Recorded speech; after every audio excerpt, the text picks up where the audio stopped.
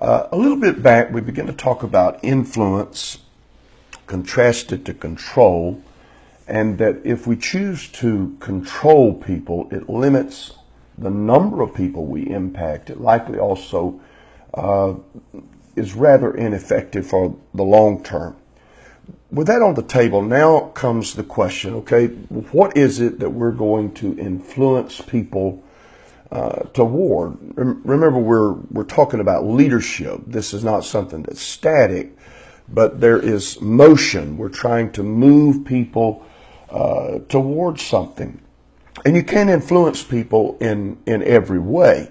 So what is it that you want to have as the outcome of the efforts that you make in people's lives? And you have to choose this very carefully, because the choices that we make seem to be with us for a very long time. And if you're a young pastor, or if you are a young preacher, not yet a pastor, I would encourage you to be thinking about what it is that you want the people whose life you speak into. What is it that you want them to become above all else? What is it that you want to identify the church group that you will lead, or that you are currently leading?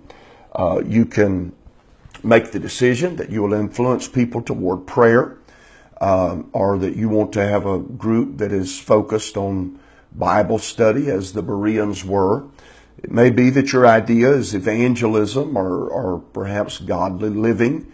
And then some leaders say, well, I want all of my people invested and involved in small groups, involvement in the church, being a group that is incredible in their praise and worship. All of those obviously are worthy opportunities. They're all worthy goals and objectives.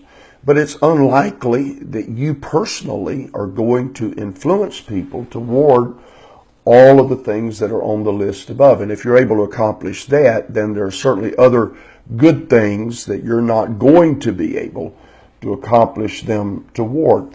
And you say, well, we want all of those things in our church. Well, in time, other people become influencers as well, and they assist in the process of it happening. But you have to decide what gets the focus of your attention.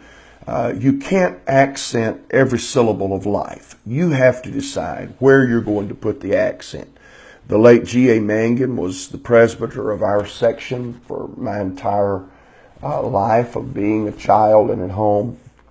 G.A. Mangan had 2 points of emphasis. You were going to hear them every single time he spoke, at a sectional event, or at a district event, or on the occasions when he preached at a general conference. And of course, his local church heard this often.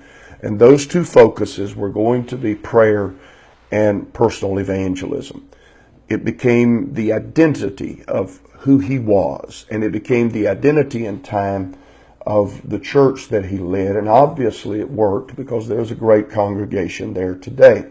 We'll talk later about some of the ways that you would influence, but you have to start with this idea that you are going to be an example, and that one word is of paramount importance. Example is how people are going to pick up on what's important to you. So if you want to have an evangelistic church, you better get to work in a bus route or knocking on doors or doing whatever you do for evangelism. If you want a home Bible study teaching church, that has to be something that you do and that you get and that you talk about as having done. If prayer is a priority and this is what you want to influence people toward, you're going to preach about prayer quite often, but you're also going to be in pre-service prayer. You're going to be there for the monthly prayer chain. You're going to participate in the thing that you're wanting to influence people towards. So the gist of my message for this week is, number one, decide what you want to influence people toward. And then secondly, decide how you're going to exemplify that in their presence. You can't just talk about it. You can't just tell them. You have to do it. You have to do it in front of them. And if you just talk about it and you don't practice it in a place where they can see it happening, those people are not going to buy into what you're trying to bring them